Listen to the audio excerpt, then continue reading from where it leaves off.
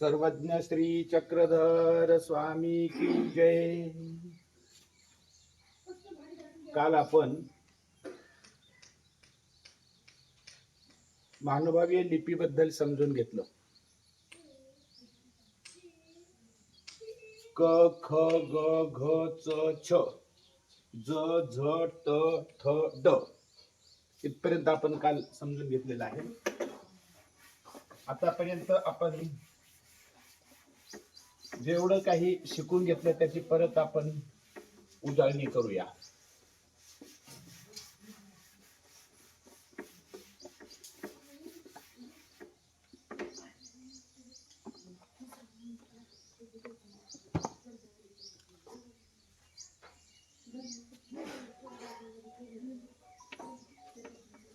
महानुभावीय लिपी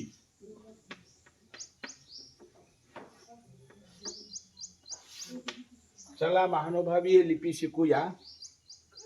महानुभावांचे 6,500 ग्रंथ वाचूया. या उपक्रमाअंतर्गत आपण महानुभावीय लिपीचे अध्ययन करत आहोत. आतापर्यंत आपण जे काही शिकलेलो आहे त्याची उजळणी करूया. ओ आ ई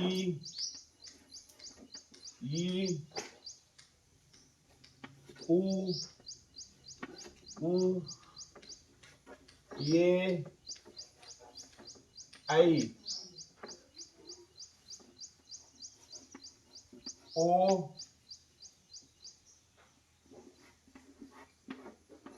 औ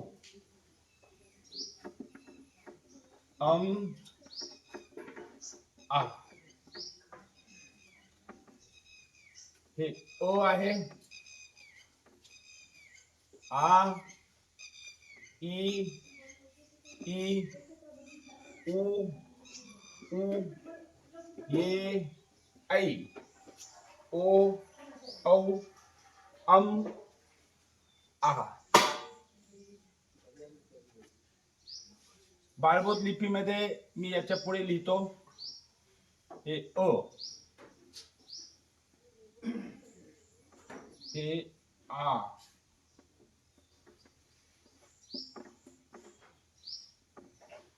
हे ई,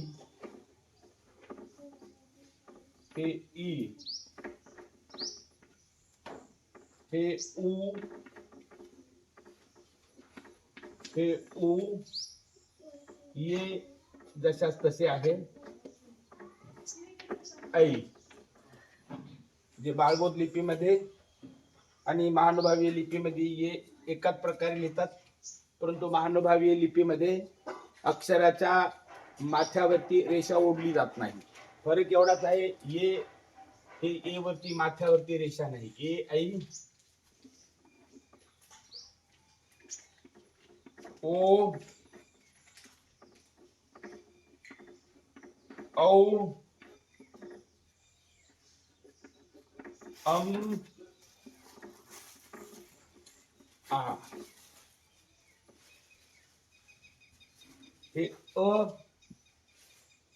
आ, ई, उ, ए, ऐ, ओ, औ, आ. इथपर्यंत आपण पाहिलेलं आहे. हे लक्षात ठेवायचे आपण सर्वांनी.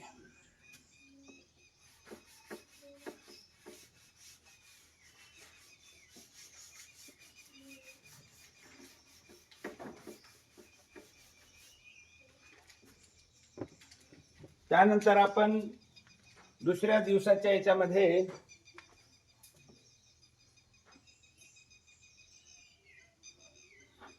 क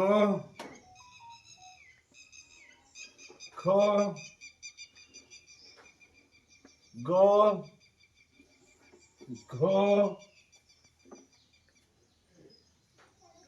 हे ज्ञ आहे. याचा जास्त वापर महानुभावीय लिपीमध्ये आढळून येत नाही. हे च छ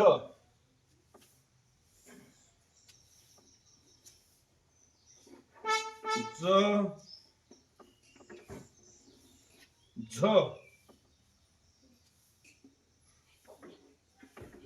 ट ठ ड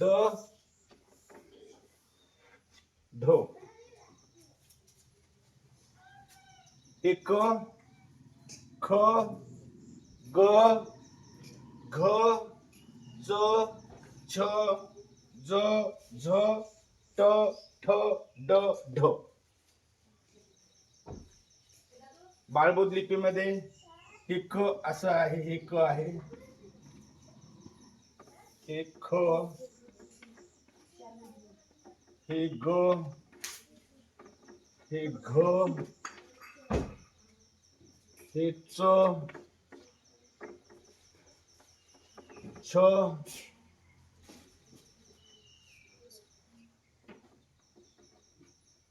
ज, झ, ट, ठ, ड, ढ.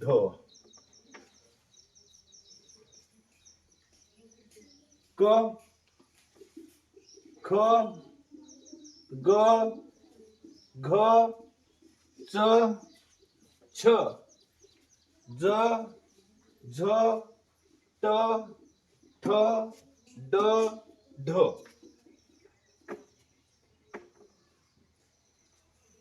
हे ढ.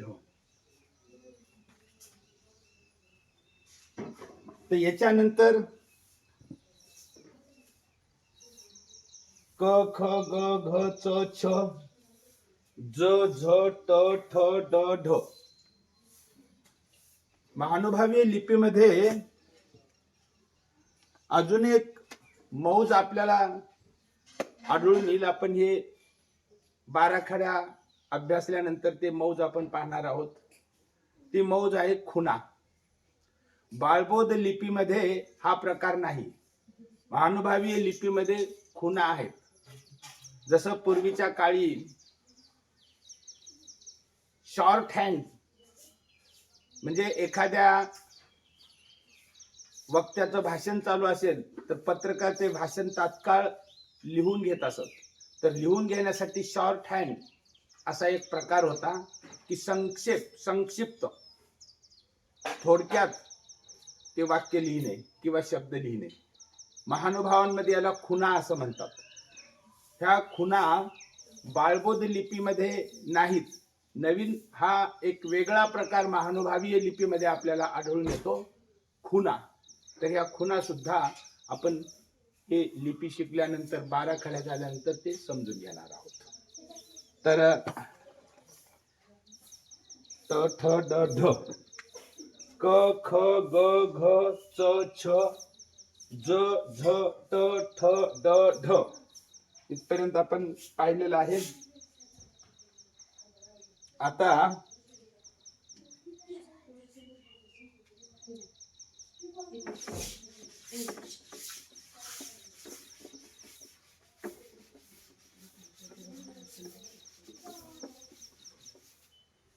आपण न,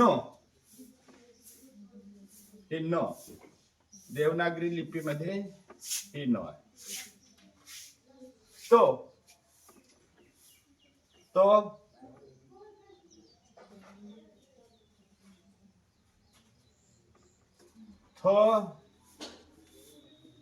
थ द ध न. त्याच्यानंतर प फ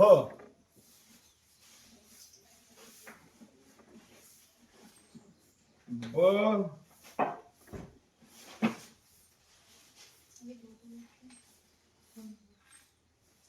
भ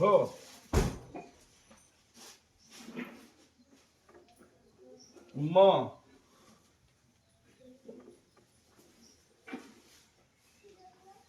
य र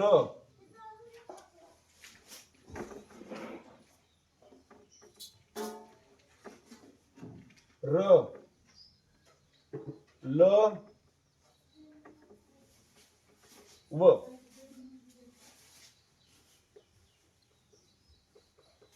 हे न.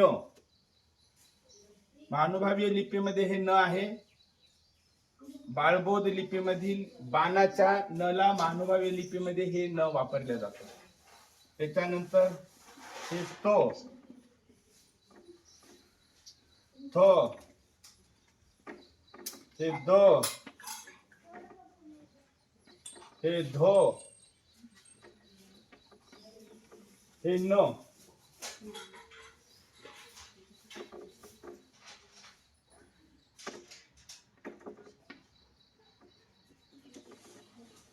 न हे प, फ,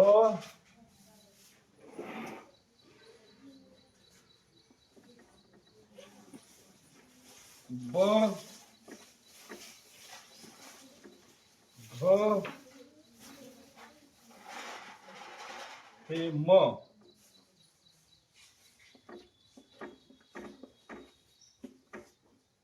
हे य, र, ल, व. न हे बाणाचं नाही बाळबोध लिपीमधलं. महानुभावी लिपीमध्ये हे अशा प्रकारे न लिहितात. न त, थ, द, ध, न, प, फ, ब, भ, म, य, र, ल, व.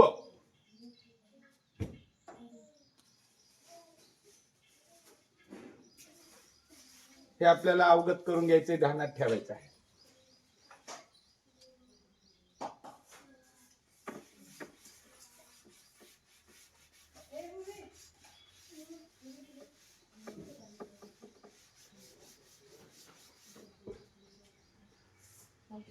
महानुभावीय लिपीमध्ये आणि बाळबोध लिपीमध्ये काही अक्षर जशास तसे ठेवलेले आहेत. त्यापैकी आता हे जशास तसे ठेवलेले अक्षर काही आहेत. त्यातील हे श.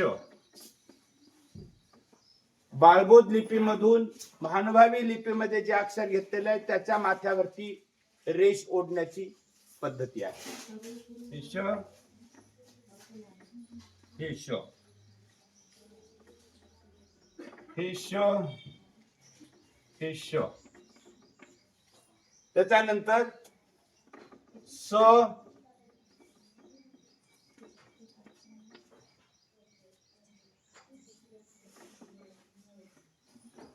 ह,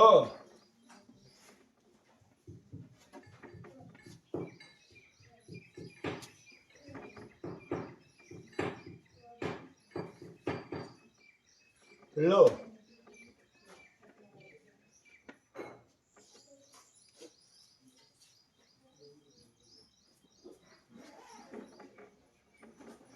श, श आणि ज्ञ.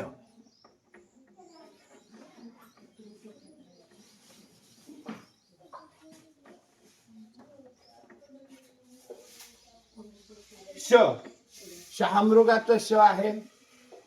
हे शहामृगाचं श बाळबोध लिपीमध्ये जसं लिहिलं जातं तसंच शहामृगाचं श महानुभावी लिपीमध्ये पण लिहिलं जातं. परंतु जे अक्षर जशास तसे स्वीकारले आहेत त्याच्या माथ्यावरती रेष ओढण्याची पद्धती आहे. ती रेष ओढली. श हे श षटकोनाचं श.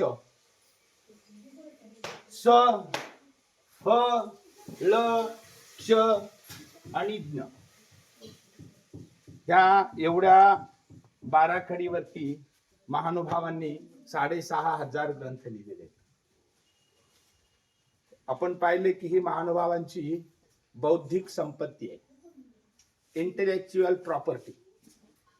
ज्याच्या बुद्धिमत्तेचं जे कार्य आहे त्याचं श्रेय त्यालाच द्यावं असा एक नैसर्गिक नियम आहे.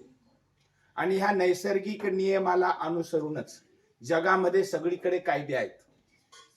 इंटेलेक्च्युअल प्रॉपर्टी राईट IPR असा एक कायदा आहे की ज्यांनी जे संशोधन असेल, लेख असेल किंवा ग्रंथ असेल, त्या ग्रंथाचा जो कर्ता आहे, लेखाचा जो कर्ता आहे, संशोधन केलेलं आहे त्या संशोधनाचा जो कर्ता आहे, त्याचं श्रेय त्याला मिळणे यालाच म्हणतात इंटेलेक्च्युअल प्रॉपर्टी राईट IPR.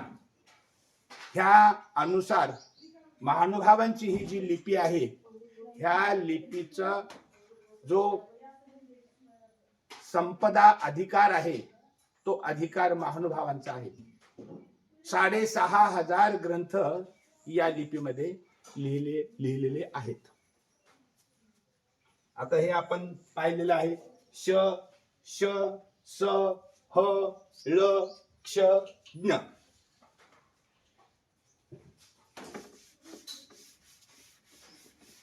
आता आपल्याला जर याच्यामध्ये लिहायचं झालं की मला महानुभावीय लिपी शिकायची आहे, हे महानुभावीय लिपीमध्ये आपण कसं लिहिणार? मला महानुभावीय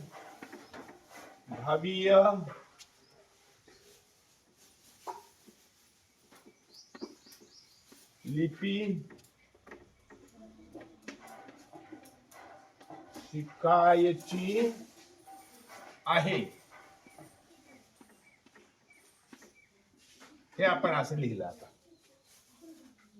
मला महानुभावीय लिपी शिकायची आहे, शिकायची आहे ना, हे आपण अशा पद्धतीनं लिहिलं. परंतु याच्यामध्ये पुढे वाक्य पूर्ण झाल्यानंतर असं 2 टिंब देण्याची प्रथा आहे. आता हे आपण हे समजून घेतलं. आता पुढचं शिकूया.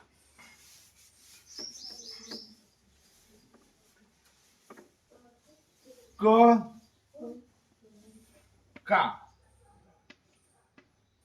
की कु. बाळबोध लिपीमध्ये आपण उकार देतो, महानुभावी लिपीमध्ये उकार देत नाहीत. तर अशा पद्धतीने टिंब लिहितात. को कु, के कै,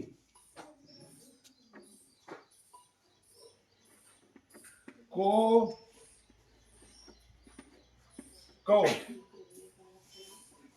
कम कहा. क का, कला काना का. कला पहिली वेलांटी की, कला दुसरी वेलांटी की, कला पहिला उकार कु. उकार द्यायचा झाला तरी तो उकार असा लिहित नाही, तर त्या ठिकाणी खाली फक्त अक्षराच्या खाली अनुस्वार दिला जातो, टिंब. कला दुसरा उकार कु, तोही तसाच लिहिला जातो, पहिला उकार किंवा दुसरा उकार तसाच लिहिला जातो. कवर एक मात्रा के, कवर 2 मात्रे कै, कला एक काना वर एक मात्रा को, कला एक काना 2 मात्रे कौ, कवर अनुस्वार कम, आणि कच्या पुढे 2 टिंब, त्याला विसर्ग म्हणूया आपण. कला विसर्ग का. बाळबोध लिपीमध्ये ते असं आहे. क का की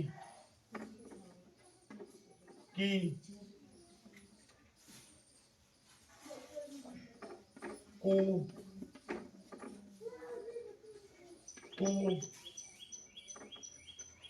के कै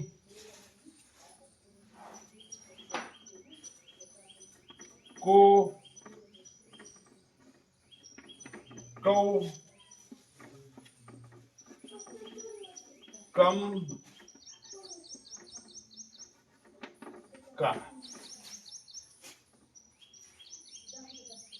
क का की कु कु के कई को कौ कम का.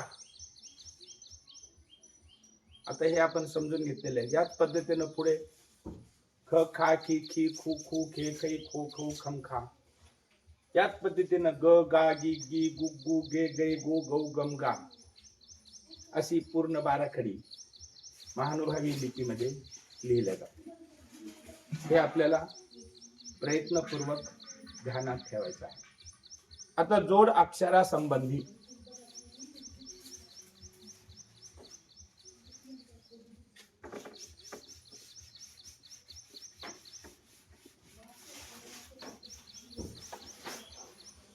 जोड अक्षर सुद्धा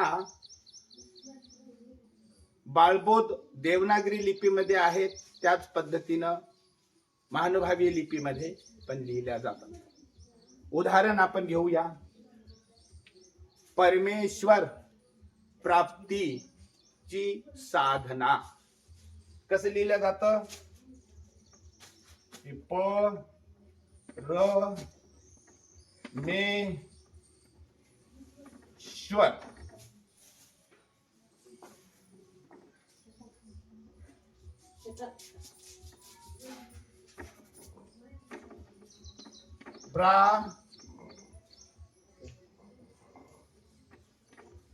प्राप्तीची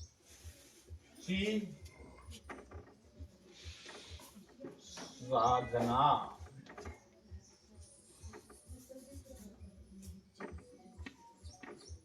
आता या ठिकाणी जोड अक्षर इथे एक आलेलं आहे. या ठिकाणी पुन्हा जोड अक्षर आलेलं आहे. या ठिकाणी आलेलं आहे. या ठिकाणी परमेश्वर हे शिव